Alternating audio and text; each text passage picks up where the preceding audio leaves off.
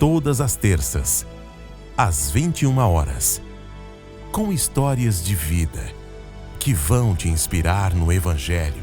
Te esperamos para ser transformado pelo Falando da Palavra.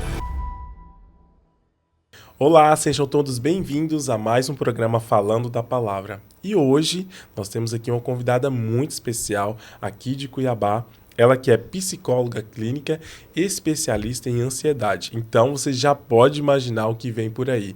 Além de tudo isso, é claro, nós vamos falar da palavra de Deus, que é essencial e cabe em todos os meios. E hoje nós temos a honra de receber aqui a psicóloga Cristiane Amaral. Seja muito bem-vinda, Cristiane. Obrigada, é uma honra estar aqui com você e principalmente para falar um pouquinho da palavra de Deus. Exatamente, eu acho que hoje o assunto é muito curioso, até pela sua profissão, né, Cristiane? Existem muitos tabus da ciência com a palavra de Deus. E hoje a gente veio aqui para realmente esclarecer e ver o que faz sentido, porque a gente sabe que a palavra de Deus cabe em tudo. E a gente hoje vem trazer e conscientizar as pessoas realmente de tudo isso, né, Cristiane? Sim, isso é muito importante. Eu costumo falar, né, que Jesus é um maior psicólogo que já existiu. Já leu esse livro? Não, nunca li.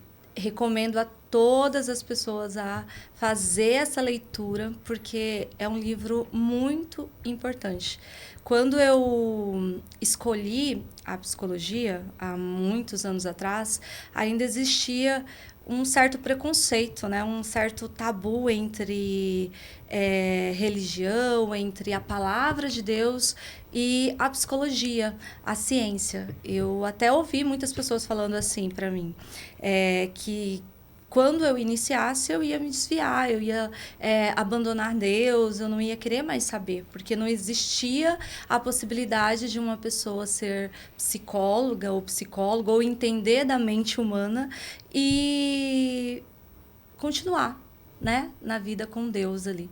Então eu tive muito medo, né? As pessoas falavam bastante coisas e foi aí que me apresentaram esse livro e eu comecei a leitura e toda a minha trajetória na psicologia, na faculdade, tudo que eu aprendia, eu buscava ali na palavra e eu realmente entendia. Falava, por isso que Jesus fez isso, por isso que tem isso aqui. Nossa. Gente, mas Deus, ele é maravilhoso. Foi, assim, bem interessante. E eu acho que, olhando para essa ótica sua, a gente consegue enxergar um Deus de detalhes, né? Exatamente. Até na mente humana existe uma forma que ele trabalhou, que ele executou e mostra a perfeição de Deus em tudo, né? Exato.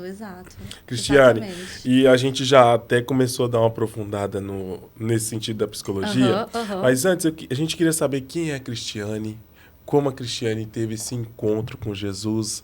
Desbrava pra gente aí um pouco da sua história.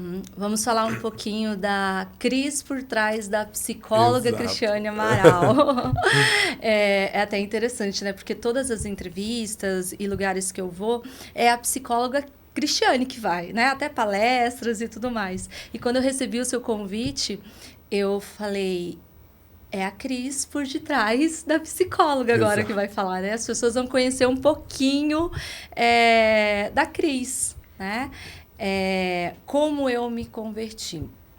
Eu nasci, né, em uma família católica, apostólica, romana, né?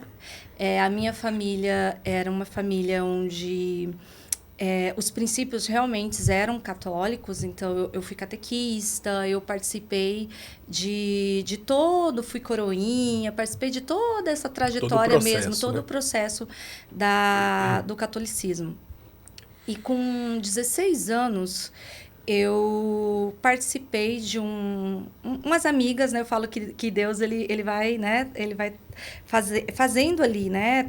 Fazendo uma trajetória, um caminho, colocando as suas digitais, né? E aí umas amigas que eram evangélicas me convidaram para participar de um evento. E aí eu fui nesse evento, naquele momento eu acho que era tipo uma cruzada evangelística, algo nesse sentido. Aqui em Cuiabá? Aqui em Cuiabá, Eu tinha 16 anos e foi muito, muito bom, assim, muitas pessoas eles faziam no bairro, sabe? Chamava, assim, aquelas pessoas e ia, né? Foram bastante pessoas. E foi ali que eu conheci, que eu senti o primeiro toque ali de Deus, algo diferente. Com quantos anos, mais ou menos, você tinha? Eu tinha uns 16, de 15 para 16 anos. E aí eu aceitei. Aquele dia eu realmente aceitei Jesus, fui lá na frente, levantei a mão, né? Senti aquele mover de Deus. Me converti. Só que a minha família era muito católica, né? Então, aí começou o meu processo, né? Porque eu continuei ainda frequentando a igreja católica, continuei ali, né? Como que eu posso falar de uma maneira... Umas práticas? Sim, eu comecei a frequentar, continuei frequentando. A minha vida não mudou. Eu só senti a presença de Deus, fui lá na frente, aceitei Jesus e comecei a sentir aquele leve toque, sabe? Aquelas experiências. Exato. Eu senti, depois daquele movimento de Deus, eu senti que a minha vida mudou. Algo dentro de mim mudou. E eu tenho uma irmã e uma prima que morava comigo nessa época. E como foi esse movimento? Começou nas minhas roupas, né?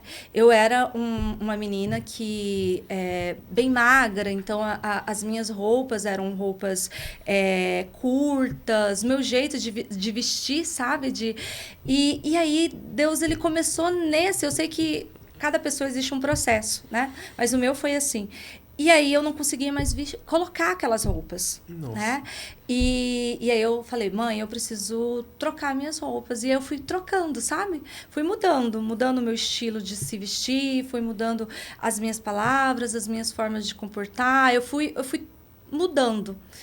E aí, nesse caminho, nessa trajetória, a minha mãe encontrou uma amiga dela que levou ela na Igreja Internacional da Graça de Deus. Aí ela foi em um culto lá e ela gostou.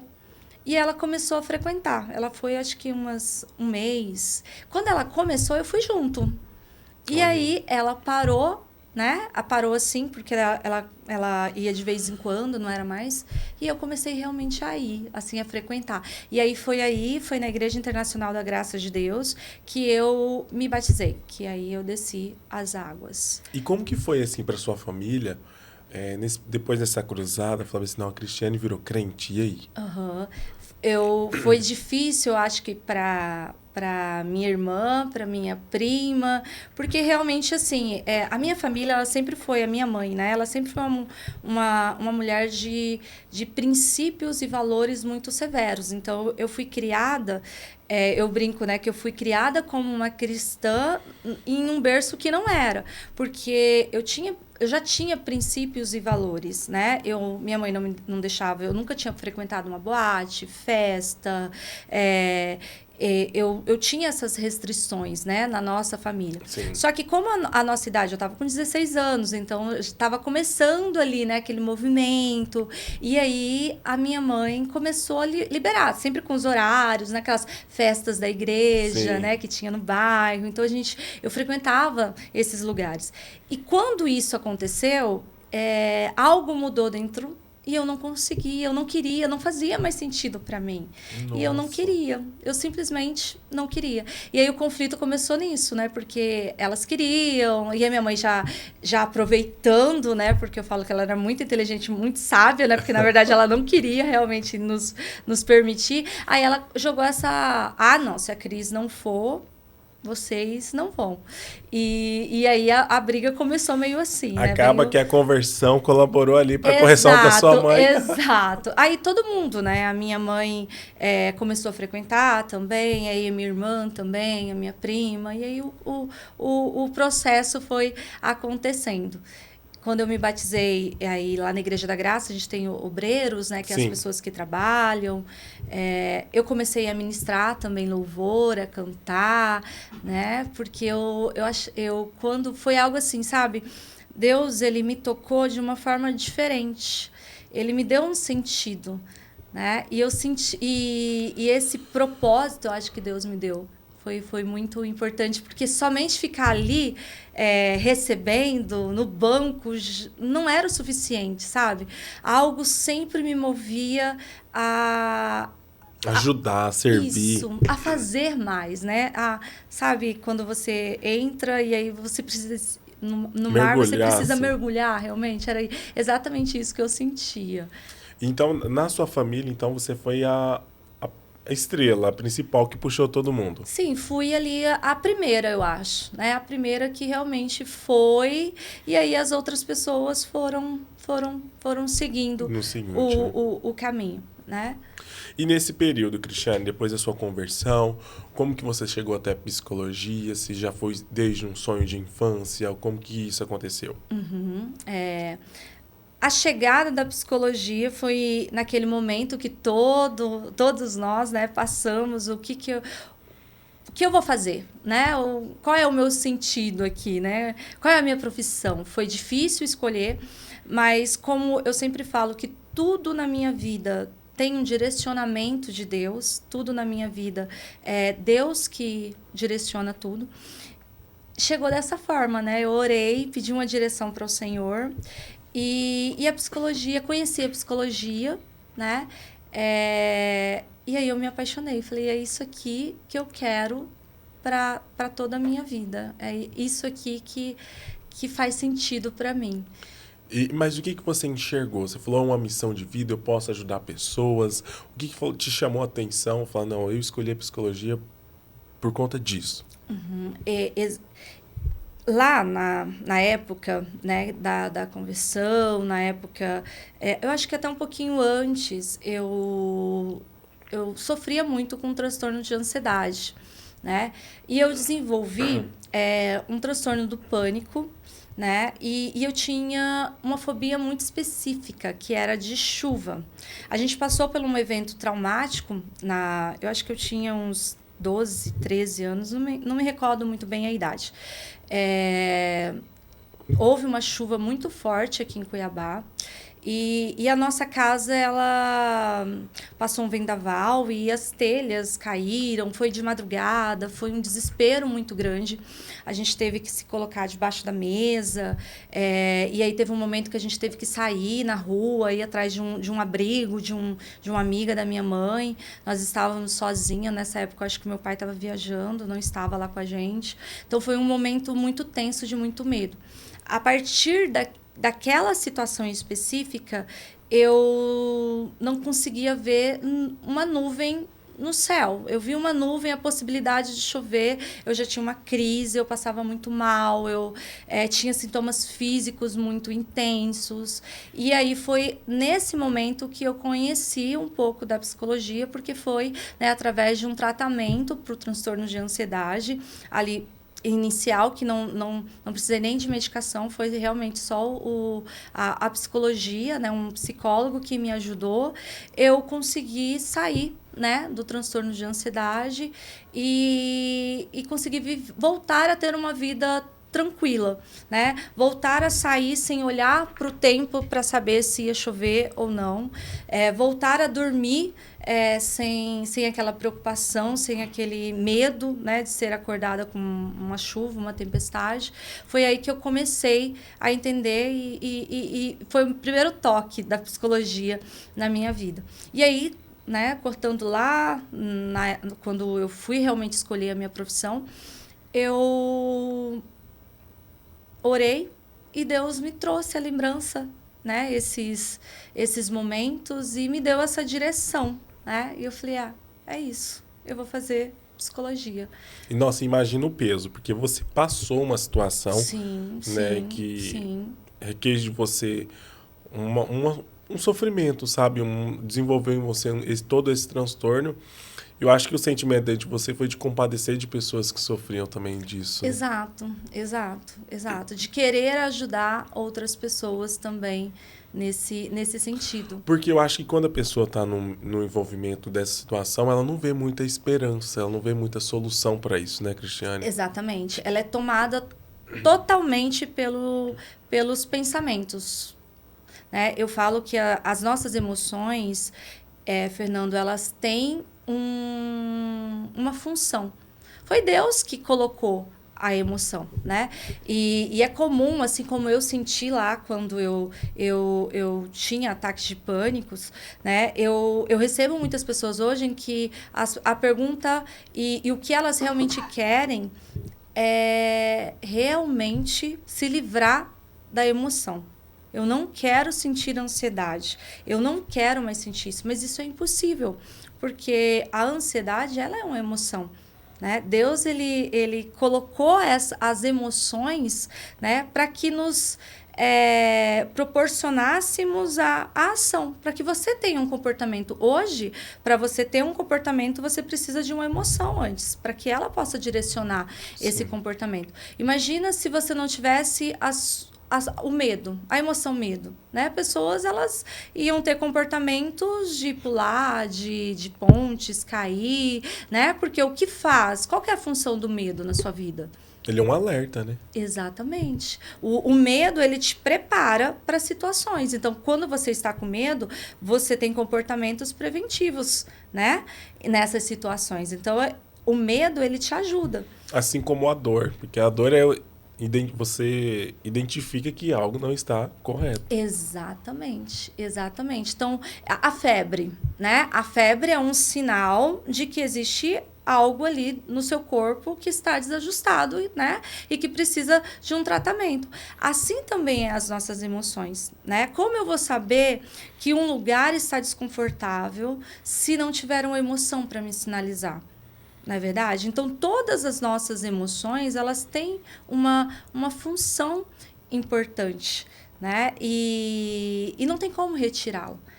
O que acontece é que as nossas emoções, elas saem do nível normal e aí elas se tornam patológicas, né? E quando elas se tornam patológicas, né? O que acontece? Ela precisa te convencer de que existe um perigo, correto? Vamos pensar no medo, né? O processo normal, Fernando, é você ver a situação perigosa, então você olha para a situação, você identifica, sua mente identifica o perigo ali nela, e aí o seu corpo começa a reagir a isso, né? Então você se prepara, o medo vem e o medo vai preparar o seu corpo com adrenalina, com cortisol, para você enfrentar aquela situação. Esse é o processo, né? Mas quando ela se torna patológico, é algo que a sua mente identificou como perigoso, mas que não é perigoso. Entende? Então, o que vai acontecer? E você meio que perde o controle ali, né? Exato. Por quê? Porque a sua mente os seus pensamentos vão te levar a acreditar que aquilo é perigoso. Então, no momento ali onde a emoção cresce, né? Quando a emoção, ela te toma, você vai acreditar fielmente no que os seus pensamentos estão te dizendo. Que aquilo ali é realmente algo perigoso. Assim como eu lá, quando eu percebia a nuvem, logo na minha mente vinha o pensamento, né? Vai chover, vai ter uma tempestade, eu vou morrer, agora dessa vez vai ser o fim, agora vai derrubar minha casa, vai destruir tudo aquilo. E eu começava e eu acreditava. Aí vinha o medo tomava conta, a ansiedade tomava conta, e aí era como se eu estivesse realmente vivendo aquela situação naquele momento. Então, meu corpo começava a reagir. Meu coração acelerava, a minha respiração já começava a ficar ofegante, eu sentia falta de ar e eu começava a realmente ter um ataque de pânico ali. Por quê? Porque a minha mente acreditava que aquilo realmente era perigoso. Que aquilo realmente era uma situação. Então, naquele momento, onde as suas emoções estão elevadas, onde você está tendo ali uma crise, uma depressão, um transtorno de ansiedade, você acredita realmente naquilo. É engraçado você falando de todos esses sentimentos. Quando a gente olha para Jesus, especificamente ele na palavra, em Isaías 53, fala que Jesus levou sobre si todas as dores, todas as enfermidades. E se a gente for olhar a pressão que Jesus sofreu ali no Getsemane, a ponto de suar gotas de sangue. Exatamente. A pressão Tudo aquilo que ele sentiu, que muitas vezes a pessoa que está passando por um processo como esse Exato. sente, Jesus também sentiu. Sim, sim, sim. Para que em nós houvesse uma misericórdia e uma graça assim, de compadecer. Falar, não, Jesus levou realmente na cruz todas essas opressões, toda essa pressão, para que hoje a gente pudesse ser livre e falar, não, isso tem jeito, tem solução, né, Cristiane? Exatamente, exatamente. Quando você olha a palavra de Deus, você percebe exatamente, sabe, Fernando, como Jesus passou por todos os eventos, né, por todas as situações que ele precisou e o quanto ele teve... Hoje a palavra que todo mundo fala, eu não gosto muito, mas o senso comum, né? Uma inteligência emocional. Sim. Né? Porque o que a gente consegue perceber em Jesus, realmente, ele tinha o controle sobre as emoções dele. Né? Ele conseguia regular as suas emoções. Aqui trazendo um pouco pela uma palavra mais técnica Sim. da psicologia. Ele conseguia regular as emoções. Né? E o que será que Jesus tinha para conseguir regular as emoções dele, mesmo em um contexto, em situações a qual realmente pedia, né, uma emoção? Sim. Né? E era exatamente isso, né? Vamos pensar essa passagem onde ele suou gotas de sangue, né? O fisiológico dele estava totalmente ao extremo, né? Exatamente. E imagina a pressão que não estava na mente, porque não tinha nada por lá de fora fisicamente ali naquele momento, mas tinha um pensamento, né? Tinha uma ideia. Exatamente. E aí que está o ponto, Fernando. Talvez o que tinha por detrás era uma palavra, um Deus, uma certeza, um acreditar. Né? Então, Jesus, ele realmente sabia quem ele era e o que ele estava fazendo aqui. E ele sabia o final da história. Exatamente, exatamente. Então, o que eu acredito é que esse mecanismo, que era os pensamentos que alimentam a ansiedade, o pensamento que nos leva a acreditar naquilo que não é uma verdade, uma distorção da realidade, Jesus ali, ele sabia realmente quem ele era. Ele sabia exatamente quem ele era. E isso fazia totalmente a diferença, né? E nos tempos de hoje, Cristiane, você que tem experiência em lidar com pessoas diariamente, e no século que nós estamos vivendo, eu acho que a ansiedade é pauta para todos os momentos. Eu acho que, independente de qualquer situação, de qualquer paciente que te procura, todo mundo tem o problema da ansiedade. Exato. E você acha que a maioria dos problemas é justamente por conta disso, de saber o propósito, de saber o que é, o que realmente é o maior problema causador da ansiedade? A ansiedade, Fernando, ela é o medo antecipado, né? A ansiedade, ela é uma emoção que nos prepara para uma situação perigosa, uma situação difícil. Não é verdade? Então, o que acontece com a ansiedade? O seu corpo, ele precisa da ansiedade para quê? Para se preparar. Então, é a ansiedade que te faz estudar para uma prova, é a ansiedade que te faz se preparar para estar em um momento como esse, Sim. Né? É a ansiedade normal ali que te faz se preparar para a situação, né? É um lugar onde você fica em alerta. Olha, eu preciso aqui estar em alerta. E é um sentimento que a gente não tem muito controle. Exatamente. É um sentimento que ele vem. Dependendo da situação, ele vai. Porque nós precisamos desse sentimento. Precisamos para sobreviver. Para viver. Né? E o que acontece, então, Cris, que as pessoas elas começam a ter um transtorno de ansiedade? Quando será que essa ansiedade normal de uma situação ela começa a se tornar patológica? Deixa de ser sadia, né? Exatamente, exatamente. Aí acontece algo que nós chamamos dentro da psicologia de distorção cognitiva. O que é isso, Cris? Nós não criamos nada. Não são inverdades, coisas que eu crio na minha cabeça. O que acontece? Eu vou pegar esse copo aqui, né? Para poder distorcer essa xícara, eu preciso que ela exista. Concorda comigo? Sim. Né? O que vai acontecer é que eu vou fazer uma distorção disso aqui. Então, o que é essa distorção? Eu vou ver esta xícara de uma forma diferente. Então, o que acontece na ansiedade? A situação, ela tá ali, mas eu consigo interpretar ela, visualizar ela de uma maneira distorcida. Ou pior, que seja. E na ansiedade, essa maneira distorcida é sempre o pior. Sempre o pior. Vamos colocar, eu vou tirar 0 na prova, eu não vou conseguir, vai me dar um branco, eu não sou capaz o suficiente, eu não estudei o suficiente.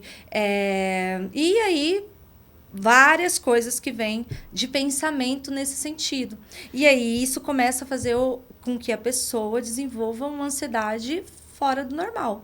Né? E aí, realmente, tudo que ela está com medo ali, preocupada, realmente vai acontecer.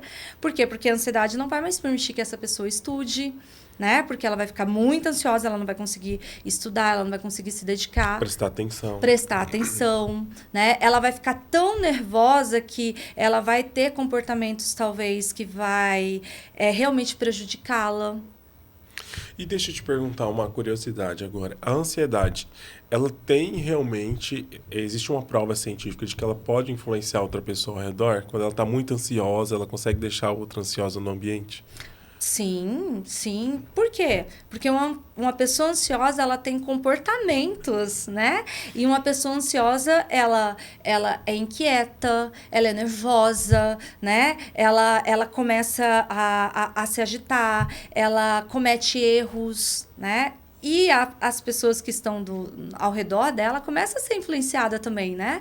É muito comum as pessoas falarem assim, nossa, eu não consigo ficar próximo porque você é muito acelerada, né? Parece que as coisas... E a ansiedade, ela tem o poder de transformar aquilo que é leve em algo pesado. Então, não é mais uma prova, sabe? Uma simples prova, não é. Né? Se torna algo muito pesado. Sim. Viver com ansiedade é uma vida pesada. É uma vida sempre pensando no pior. Né? E é uma vida onde você não consegue se ver. Quem é o Fernando? Né? As capacidades do Fernando. E eu acho que o interessante de tudo isso é que quando a gente fala de todos esses problemas, a gente olha para Jesus e realmente a gente volta a falar, enxerga a forma de lidar. Por quê? Porque ele sabia do propósito dele. Exatamente. Quando a gente entende o nosso propósito, Cristiane, eu acho que o sentimento vem, o dia mal vem para todo mundo. Exato. Ninguém é uma coisa que nós não conseguimos controlar, mas o segredo está como lidamos. Exatamente. A gente sabendo o nosso propósito, aí a gente entra no outro ponto. A gente agora sabe como lidar com a ansiedade, porque a gente sabe que o sentimento ele vai vir, é algo que a gente não tem controle. Exato. Mas eu acho que a gente resolvendo esse problema de saber quem nós somos, qual é o nosso propósito, eu acho que isso facilita o processo, não é mesmo? Sim, porque isso nos dá uma direção. Né? É como se você sabe realmente para onde você está indo. O caminho.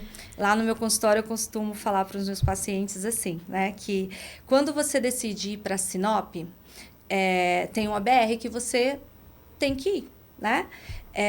E aí eu pego aquela BR porque o meu destino é chegar em Sinop. Né? E aí eu vou olhar para o carro onde eu estou. Então, olhando para o meu carro, eu tenho certeza. Por isso que quando nós vamos viajar, a gente vai lá, né, leva na oficina, faz toda a manutenção, cuida do carro para colocar ele na estrada. A ansiedade boa. Exatamente. E aí, quando eu entro nesse trajeto, nesse caminho, pode acontecer qualquer coisa, né? O meu carro, ele pode quebrar. Sei lá em Nova Mutum. Quebrou o meu carro lá.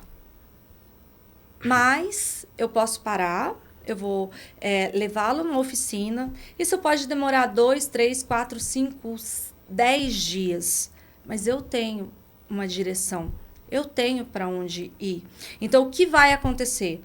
O meu carro vai ser consertado, eu vou entrar e vou na minha direção. Eu vou continuar. Quando a pessoa não tem para onde ir, qualquer vento leva ela. Então, se eu não sei para onde eu vou, se o meu carro quebra em Nova Mutum, é lá que eu vou ficar. Entende? Porque perde todo o sentido. Ah, já fiquei aqui. Ah, gostei. Ah, olha que legal. E aí eu fico. Ou eu volto, né? Ou eu volto. Né? Por quê? Porque eu não tenho sentido. Eu não tenho uma direção. Eu não me conheço. Eu não sei qual é o meu propósito. Agora, tudo muda quando você realmente sabe o seu propósito, a sua direção. Porque várias situações vão acontecendo nesse caminho. Mas você sabe para onde você está indo. E isso te leva novamente para a BR, para a estrada, para onde você quer chegar. Independente, o vento pode soprar para vários lugares, mas você realmente sabe para onde você está indo. Isso faz toda a diferença. Toda a diferença. E engraçado que a gente olha, né? Jesus é o caminho. Exato. Quando a gente está neste caminho, sabendo a direção certa, que é a vontade de Deus para todas as coisas, a tempestade vai vir, os ventos vão vir, mas Jesus está no barco. Eu sempre gosto de falar isso, porque quando Jesus está no barco, independente da tempestade, que ela vai vir, é normal, mas o fato de saber que Jesus está com a gente, eu acho que isso tem que trazer uma calma e uma segurança de que no final tudo vai dar certo. Exatamente. E você tocou em algo muito importante, sabe? Você me perguntou sobre, lá no início, né, da ansiedade, como as pessoas, né, naquele momento ali, o que elas acreditam, né? E olha como que é interessante. A ansiedade, ela nos leva a acreditar no pior cenário. A ansiedade, ela nos leva a não acreditar em quem nós somos, né? E no propósito, em tudo mais. E é nesse ponto que é interessante, né? Porque o que precisa, Cris, então, para a ansiedade diminuir, né? Para que realmente haja um tratamento do transtorno de ansiedade, a gente precisa reconstruir, eu acho, fazer uma reestruturação cognitiva, a gente chama na psicologia, que é o quê, Cris? Modificar esses pensamentos. Mostrar para essa pessoa que tudo que a ansiedade está dizendo na mente dela é uma distorção da realidade. Que isso não é uma verdade, né? Que isso realmente é uma mentira que a mente dela está contando para ela naquele momento.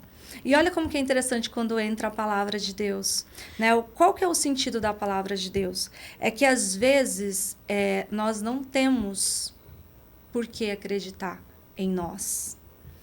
Às vezes, o cenário que o medo, a ansiedade está aqui colocando é algo terrível. E aí, quando entra a palavra de Deus, eu passo a acreditar na palavra. Então, mesmo que aqui, a minha mente está dizendo que coisas terríveis vão acontecer e humanamente eu acredito nisso, eu alimento esse pensamento e a ansiedade aumenta, quando nós vamos para a palavra de Deus, isso nos dá um sentido. Tá, ok, Cris, isso tudo pode ser verdade aqui que você está me dizendo, mas eu acredito em um Deus do impossível. E engraçado, eu acho isso fantástico, porque a gente vê que Jesus, ele é o caminho, ele é a verdade. Exatamente. Quando tudo parece estar distorcido, a gente encontra refúgio nessa verdade e que ela nos ajuda a enxergar tudo de uma outra forma. Exatamente, exatamente. Por isso que eu falo que Jesus, ele é o maior psicólogo que existiu, né? Porque através da palavra, ela nos alimenta com fé, com coragem, com esperança, né? Ela nos mostra um futuro diferente, né? Uma pessoa em depressão, ela visualiza o futuro terrível. Na verdade, ela não consegue visualizar um futuro, né? E a palavra de Deus entra mostrando um futuro, mostrando um sentido, o porquê você está aqui, né? Qual é o sentido disso tudo? Que aqui também não é o fim, né? Que existe algo a mais, algo além. Então, Jesus, ele foi realmente o maior psicólogo que existiu. Ele sabia, né? Entender a mente humana. Exatamente. Porque agora você entrou até numa parte bem interessante que muitas pessoas enxergam de uma forma diferente. A depressão. O que acontece na mente da pessoa quando ela tem um pensamento de suicídio, ou ela começa ali naquele pensamento de tristeza? Como que isso inicia? Como que a mente funciona? Então, na verdade, a pessoa, ela quer se livrar da dor. Quando a pessoa, ela pensa, né, tem ideações suicidas, na verdade, ela quer se livrar da dor que ela está sentindo ali, né? E o interessante quando a gente fala das emoções, da tristeza, quando nós temos uma dor, você vai lá e toma um remédio para a dor e a dor passa. Agora, quando essa dor ela é emocional, o que você toma para passar aquela dor, né? E aí a pessoa ela quer eliminar tudo aquilo, né? Dentro da abordagem da psicologia que eu trabalho, nós visualizamos as emoções como respostas do pensamento. Então, sempre tem uma situação que vai me levar... Eu vou ter um pensamento automático que vai me levar àquela emoção e aí eu vou ter um comportamento, né? Uma pessoa com depressão, né, que é uma patologia, que é uma psicopatologia, uma doença, existe uma modificação, uma distorção aí. A pessoa ela não consegue mais enxergar as coisas conforme a realidade, né? Então, ela tem uma distorção da realidade. Então, as coisas perdem um sentido para ela, né? Não é algo ali... É complicado a gente falar da saúde mental, porque todos nós, Fernando, nós temos as emoções. Todos nós sentimos. Então, quando a gente fala ali de depressão, fala, não, mas eu também me sinto triste, né? Mas não é a mesma coisa, porque é uma emoção que passa para o nível patológico. Então, é uma tristeza muito intensa. Profunda, né? Exatamente. Que leva a pessoa a perder todo o prazer naquilo que ela tinha prazer antigamente. Então, ela não consegue mais sair, ela não consegue mais se divertir, ela não consegue mais ver sentido em nada, ela não consegue se alegrar com mais nada, né? A tristeza tomou conta, a emoção tomou conta totalmente ali dela. Então, o que leva a pessoa a cometer o suicídio? Ela quer se livrar daquela dor. Ela não consegue mais sobreviver com aquela dor. E a única saída que ela vê ali naquele momento é essa, né? A morte. Não faz mais sentido eu estar aqui, eu viver aqui.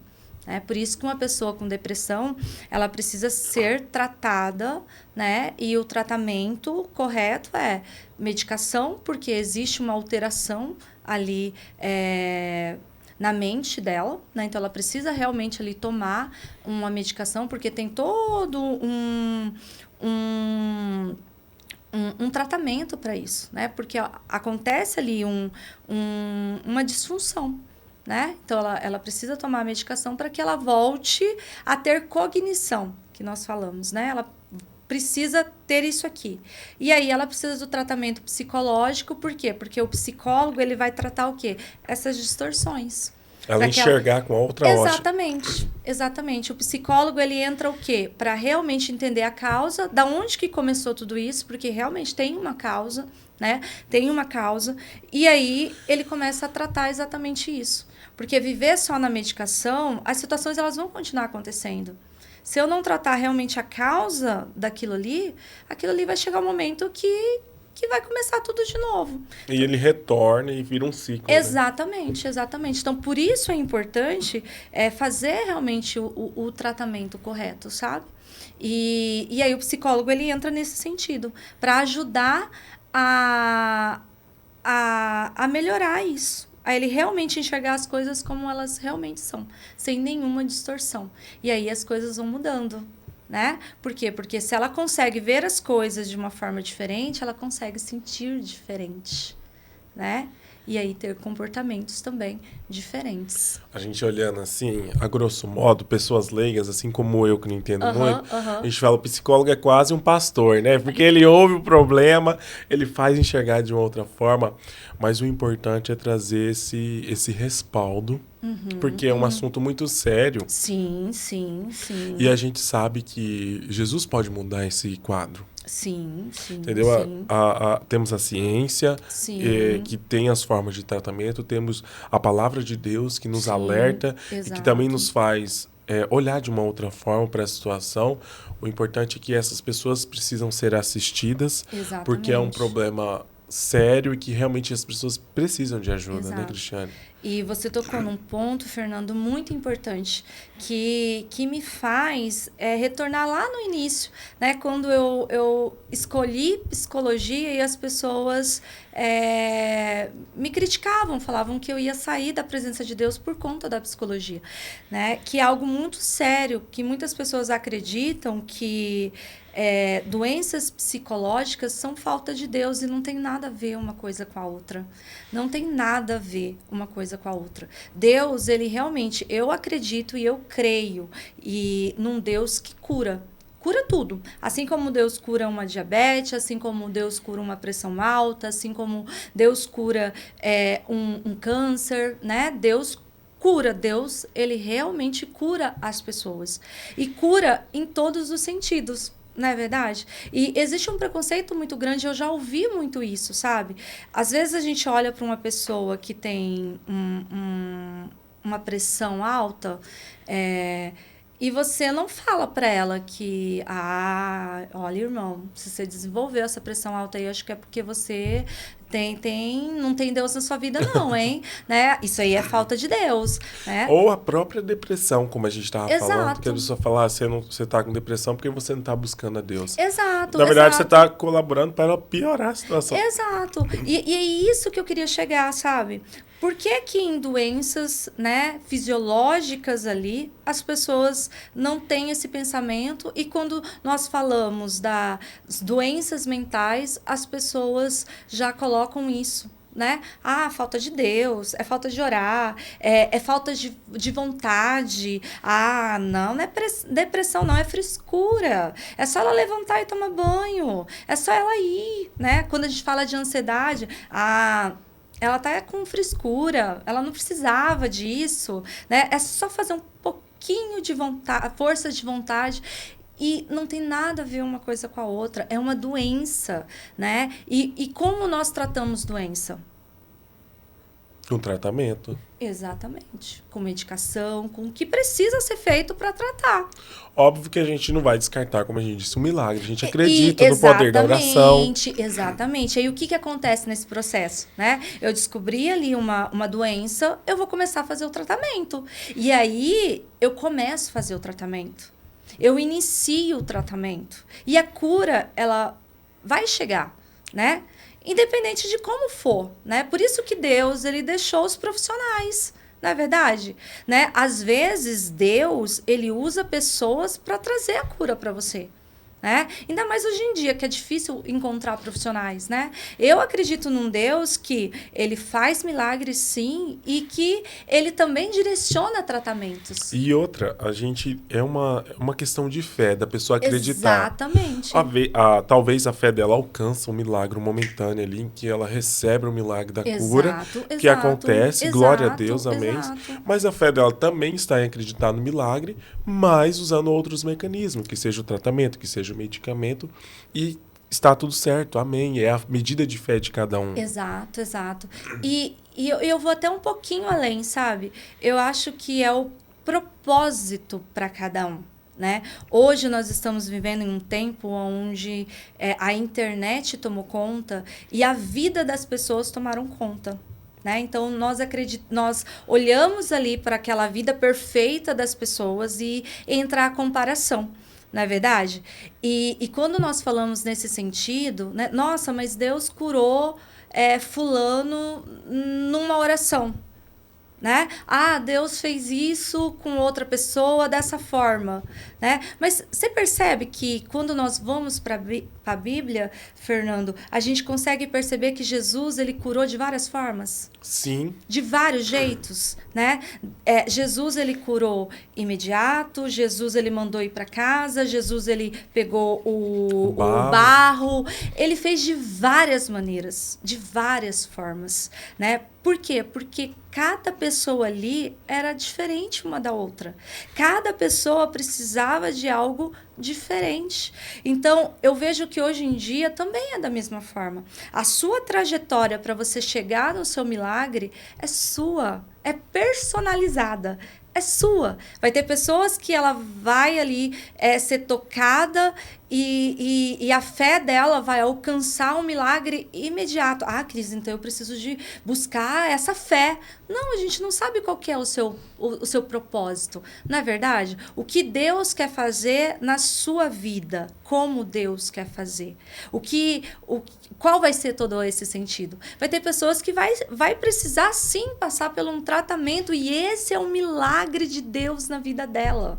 Né? Essa é a forma que Deus vai levá-la para melhorar, para cura, para uma qualidade de vida. E tá tudo bem, né? Ela continuou, talvez ela precisa passar por esse processo, porque lá, né, nos lugares que ela precisa frequentar, ela vai levar um pouco de Deus ali.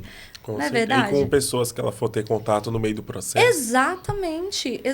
O importante é que no final o nome de Jesus seja glorificado, porque ele vai estar no todo o processo. Exatamente. Ele vai estar ali guiando tudo, né? E essa saúde, essa melhora, ela vai realmente acontecer. Nós cremos. Cris, e teve algum caso assim que você viu que estava muito difícil ou foi muito desafiador para você, que te chamou mais atenção? Uhum. Eu falo, Fernando, que ser psicóloga para mim é uma missão de vida, né?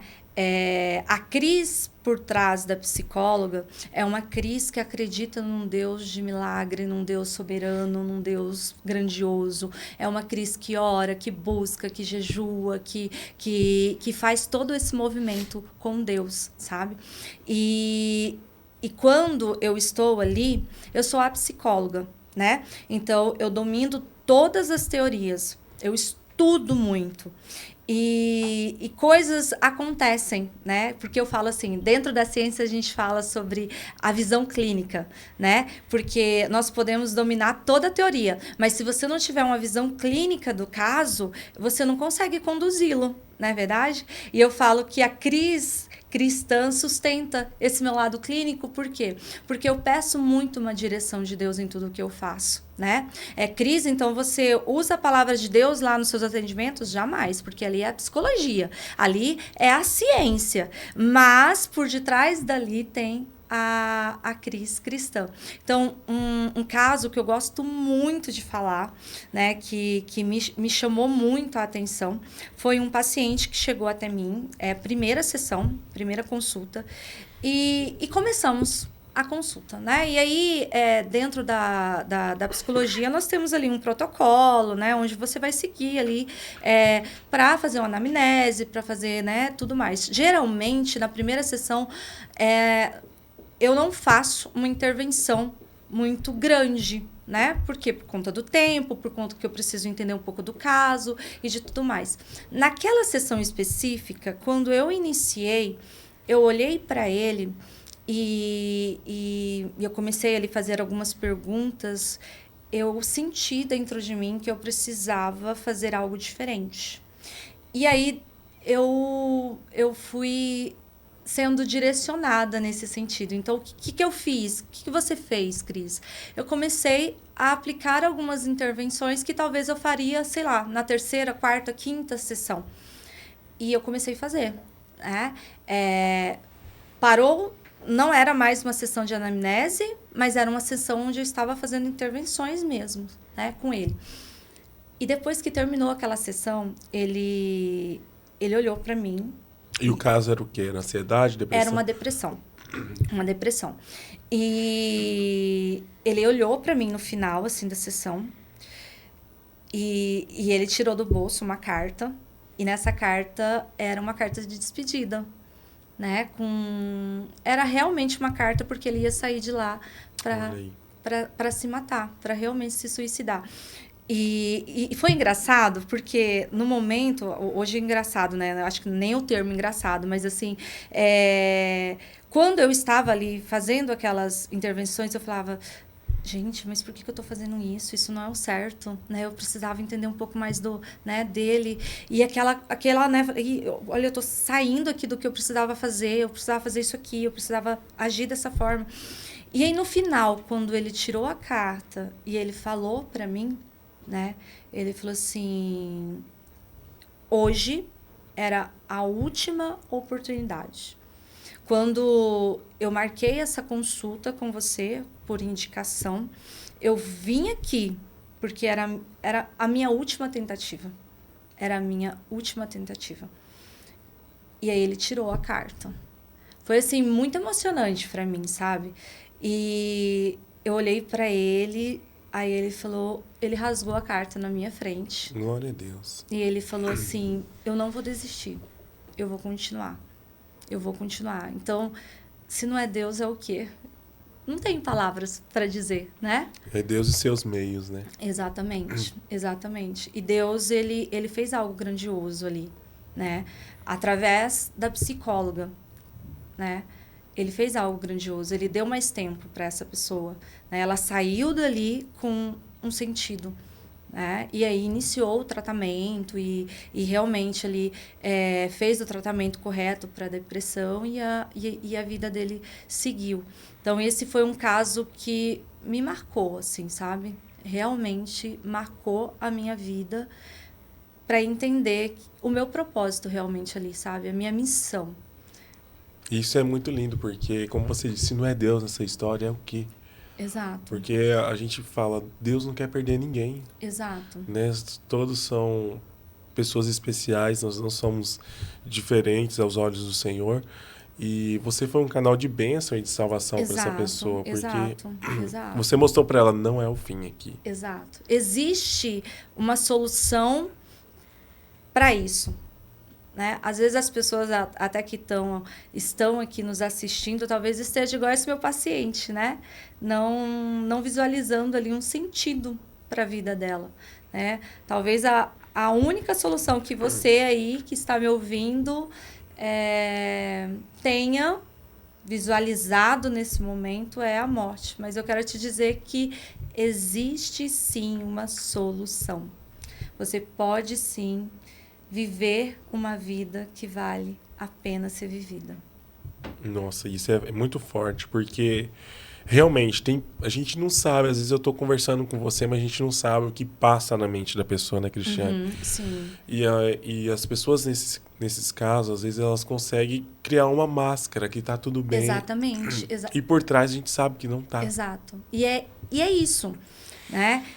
Por isso que eu falei, se não foi Deus, o que foi? Porque o inicial da sessão era uma pessoa normal, escondendo tudo, né? Escondendo tudo.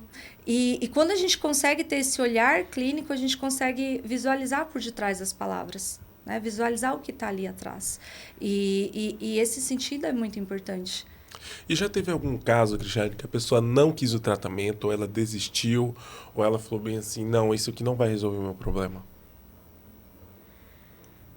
Não. As pessoas sempre estão bem receptivas ao tratamento? É que, na verdade, o que acontece, né? Eu falo que a terapia, a psicologia, nós vamos mexer, Fernando, em coisas que machucam, né? Profundas, né? A psicologia, tem muitas pessoas que falam que quem vai no psicólogo é uma pessoa fraca. Não. Quem vai no psicólogo é uma pessoa muito forte. Porque você enfrentar as suas emoções, enfrentar as situações, os seus traumas, não é algo que você não tem controle. Não é para pessoas fracas, é para pessoas muito fortes. Eu falo que todos nós temos o nosso quartinho da bagunça. Qual é esse quartinho, Cris? Sabe aquilo que vai acontecendo? E você vai colocando naquele quarto? Vai deixando. Não tenho tempo para mexer com isso não. Ih, deixa. Vou colocar ali dentro, né? E, de repente, aquele quarto da bagunça tá cheio de coisas, né? E nós somos assim. As situações, elas acontecem e nós não queremos lidar com aquilo. Vou colocar no quartinho. Deixa ali. Depois eu resolvo essa emoção aqui. Depois eu resolvo isso aqui. E isso vai se acumulando. Então, não é qualquer pessoa que tem coragem de abrir e entrar naquele quarto. Cheio de situações que você precisa mexer, cheios de interpretações que você precisa mexer, cheios de crenças limitantes, coisas que precisam ser mexidas. São para pessoas fortes. E tem pessoas que iniciam e não conseguem continuar, né? Ou porque naquele momento ali, elas não estão preparadas para lidar, ou porque elas não querem mexer, elas querem deixar ali mesmo, tá bom assim, né? Mas o que eu sempre falo, as nossas emoções, se as coisas, as situações não forem ajustadas, não adianta você correr, né? Ou vai virar uma bola de neve. Exatamente. Ou você encara agora e resolve, ou essa bola de neve vai te pegar lá na frente. Uma hora vai chegar esse acerto Exato. de contas. E eu sempre falo, é muito importante do início, porque no início é mais fácil. Olha, eu gosto tanto quando a pessoa procura ajuda no início, porque é muito mais fácil e rápido de resolver. Agora, quando essa bola de neve já está gigante, vai ser demorado e vai ser difícil. Mas você precisa iniciar. E geralmente, eu sei que cada pessoa é um problema específico, mas qual que é a maior raiz assim que você vê? Que gera todas essas frustrações, o início de depressão. Tem alguma raiz assim que geralmente é um caso que vem acontecendo com maior frequência? O que a gente pode falar, Fernando, é que a nossa mente, quando você nasce em branco, como se fosse uma tela em branco, um papel. Né? Então, as suas emoções também, você não tem nenhuma experiência ali sobre as suas emoções, correto? Então, o que vai acontecendo ao longo da sua vida? O nosso corpo foi feito para sobreviver. Então, Deus ele nos fez para sobreviver. Correto? Então, todo o mecanismo do nosso corpo é para sobrevivência. Então, o Fernando, ele foi feito para isso. Né? Então, tudo aquilo que leva a sofrimento ou morte, o seu corpo vai evitar, correto? Por isso que nós temos nosso sistema imunológico. Entrei em contato com a doença, eu vou aqui gravar todos os sinais daquela doença, para que quando eu chegar próximo novamente, o meu corpo combata aquilo de uma maneira muito mais rápida, muito mais eficiente. O nosso mecanismo é esse.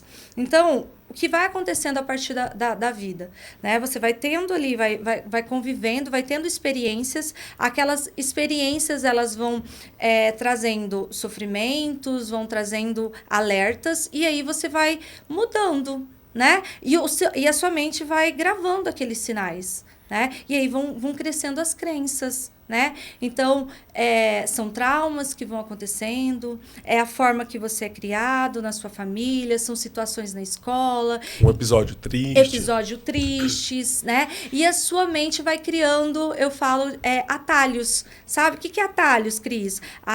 Diante de uma situação dessa, eu preciso agir dessa forma aqui. É assim que age dessa forma. É assim que age para sair dessa situação. Essa situação é de sofrimento, então eu não quero passar mais por ela. Então, eu vou anotar todos os sinais dessa situação para não acontecer novamente, né? E aí, o que vai acontecendo? A sua forma de agir vai sendo moldada pelas suas verdades, pelas suas crenças que você vai adquirindo ao longo da sua vida, não é? Então, o transtorno, a patologia, ela é como se fosse um bolo. Né? Como um bolo. Hoje, na psicopatologia, a gente não consegue dizer realmente o que causa. Se é um trauma, se é uma disfunção, eu não consigo dizer. Mas a gente consegue dizer que é como fazer um bolo. Somente você tirar os ingredientes ali do armário. É o bolo? Não. Não. Você tira os ingredientes, coloca ele no recipiente. É o bolo? Não. Você mexe. É o bolo? Não. Você coloca na forma. É o bolo? Não, você precisa do ambiente, você precisa colocar ali dentro do forno. Depois de passar pelo forno, aí é um bolo. Assim também é os transtornos mentais, né? As psicopatologias. Tem psicopatologia que tem uma genética muito forte, né? Então, eu posso ter a genética, né, para ter aquele transtorno. Mas se eu não tiver os outros, talvez eu não desenvolva. Né? Tem pessoas que têm lá a família inteira que tem transtorno bipolar, que é um tipo de psicopatologia que tem uma carga genética muito grande, mas ela talvez nunca vai desenvolver. Por quê? Porque não desenvolver esse atalho, né? Exato, porque às vezes ela não tem situações, não tem traumas, não tem ambiente. É um conjunto de coisas que vão acontecendo ao longo da vida que te leva a desenvolver ou não uma depressão, um transtorno de ansiedade e tudo mais. Cristiane, agora até partindo para o nosso final, passa tão rápido que a gente nem... Já! Eu queria que você olhasse para essa câmera aqui e deixasse uma mensagem de que tem jeito sim, não é o fim. Talvez tenha uma pessoa que esteja nos assistindo e que está passando por algum momento difícil, ou de um início de uma depressão, ou ela é muito ansiosa.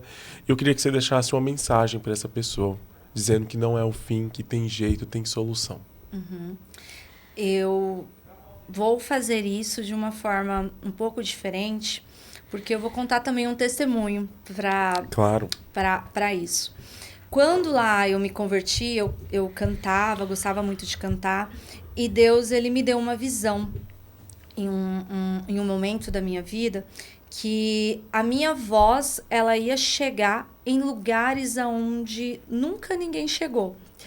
E naquele momento, eu pensei na música, né? Eu falei, nossa, vou virar uma cantora de sucesso, vou ministrar louvores em vários lugares, em várias situações. Olha, Deus vai soprar o meu nome na música.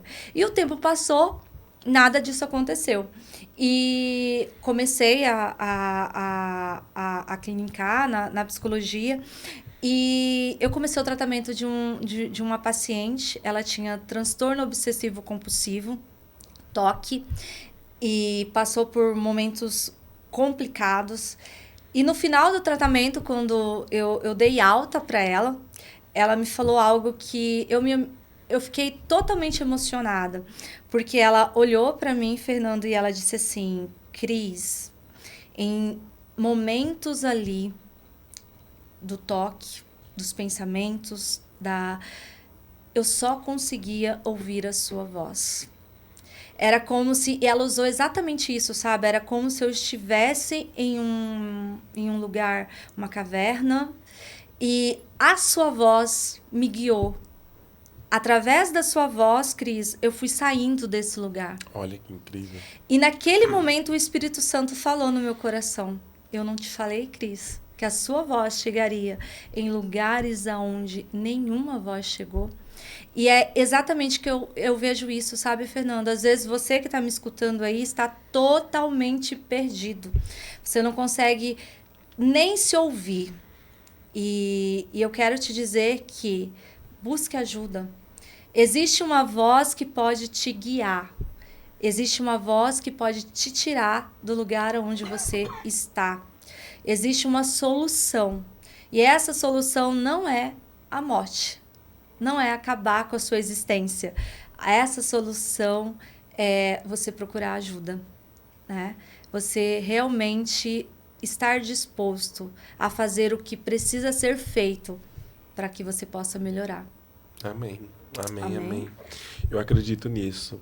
E saber que tem pessoas que podem ajudar, que tem pastores, tem psicólogos. Exatamente. O importante é que você busque ajuda, porque tem jeito sim. Sim. Não é o fim. Não é o fim. Cristiane, eu queria fazer uma dinâmica aqui para fechar.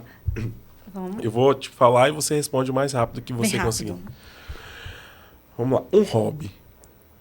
Um hobby.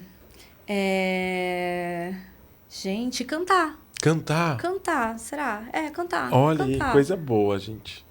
Um livro. Um livro. Jesus, o maior psicólogo que existiu.